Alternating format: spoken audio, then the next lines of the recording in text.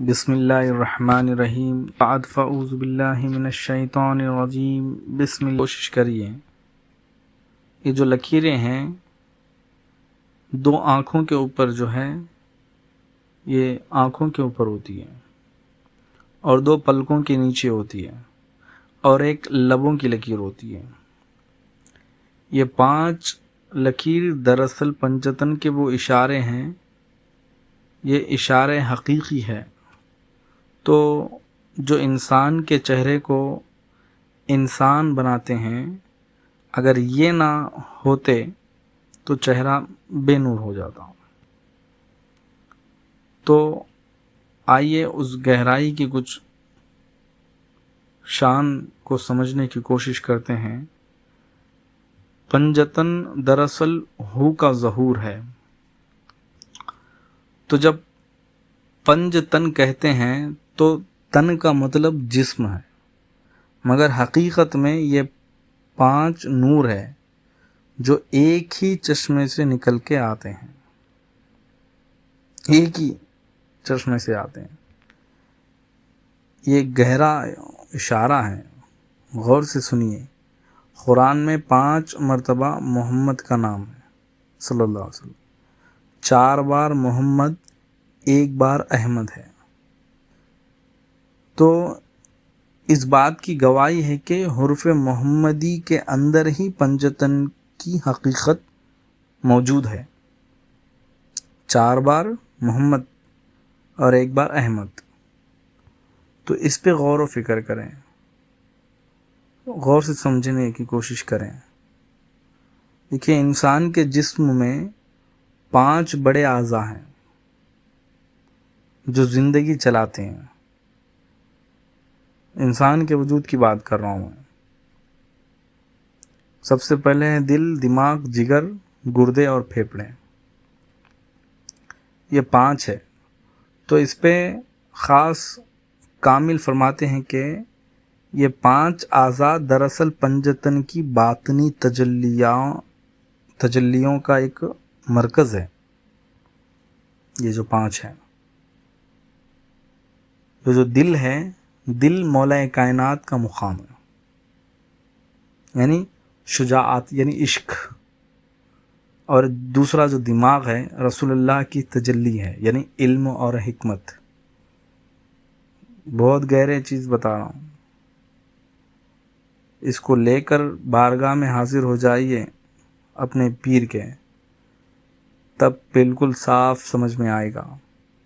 لیکن یہ بھی اتنا آسان سے میں سمجھانے کی کوشش کر رہا ہوں، جو علم والے ہیں وہ اس کو بخوبی سمجھتے ہیں کہ میں کہنا کیا چاہ رہا ہوں.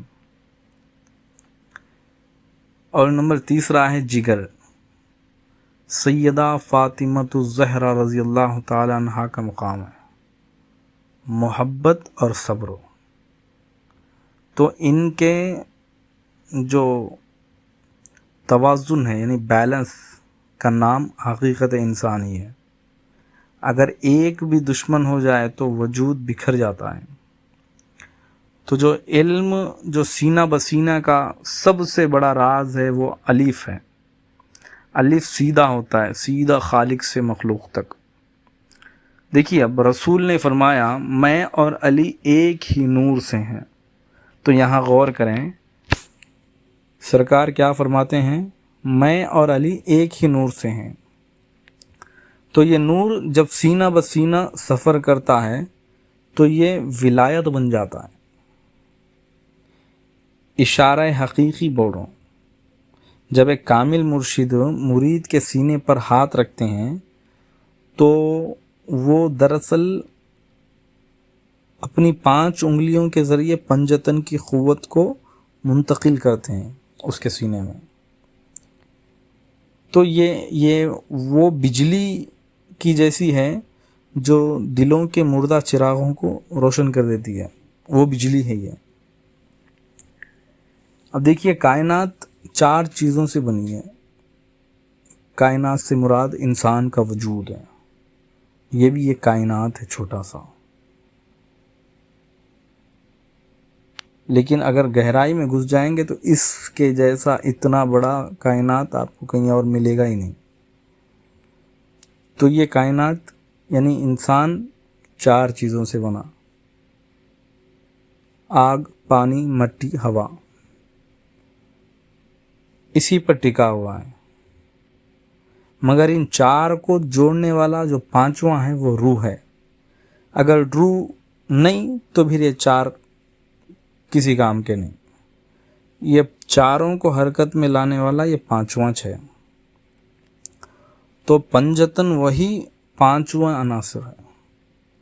اب دیکھیے مٹی، ایک اشارتاً بتاتا ہوں، جو مٹی ہے علی ہے کہ کوئی بنیاد نہیں، یعنی علی کے کوئی بنیاد نہیں. ہوا ہے محمد کے کوئی پیغام نہیں. اور پانی ہے فاطمہ کی کوئی پاکیزگی نہیں، یعنی پاکیزگی نہیں.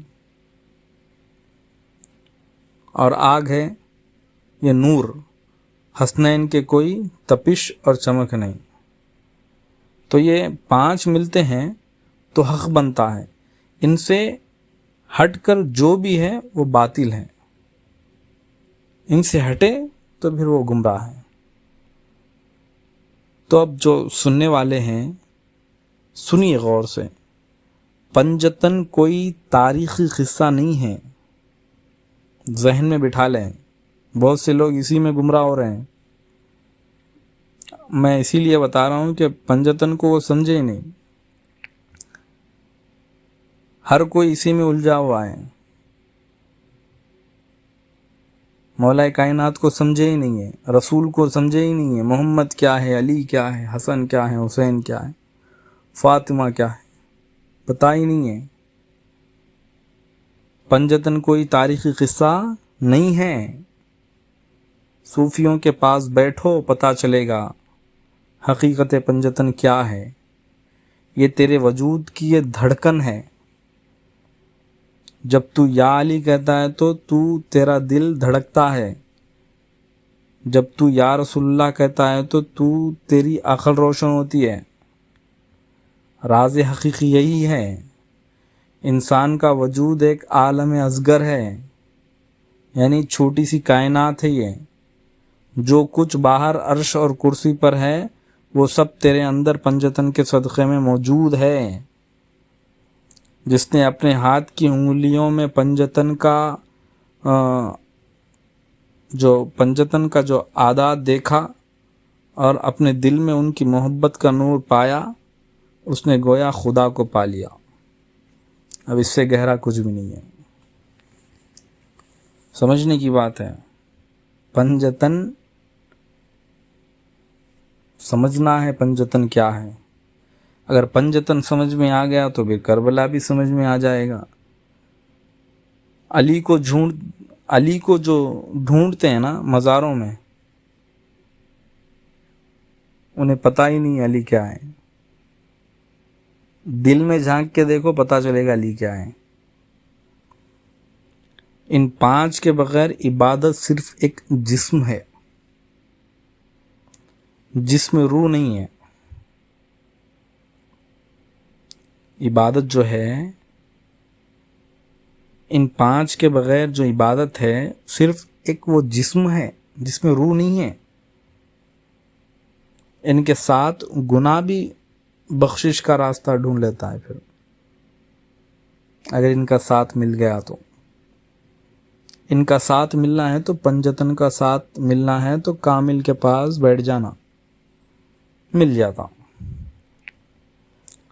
تب تک نہیں ملتا. اللہ تعالیٰ سے دعا کریے، دولت کی آس مت کریے. وہ دولت کی آس کریے جو آپ کو زندہ کر دیں. دعائیں، پیسوں کی دعائیں مت مانگیے. پیسے کی اہمیت کچھ نہیں ہے. پیسہ رہے گا چلا جائے گا. آپ صرف دعا یہ مانگیں کہ اے پروردگار بس اپنا علم دے. جب کسی بارگاہ کی مقدس جگہ پر جاتے ہیں اولیاء کے پاس تو وہاں صرف یہ دعا مانگیں کہ سرکار آپ کو جو نصیب ہوا ہے اس میں سے کچھ خطرے ہم کو بھی عطا ہو، باقی سب فنا ہے، یہی حقیقت ہے۔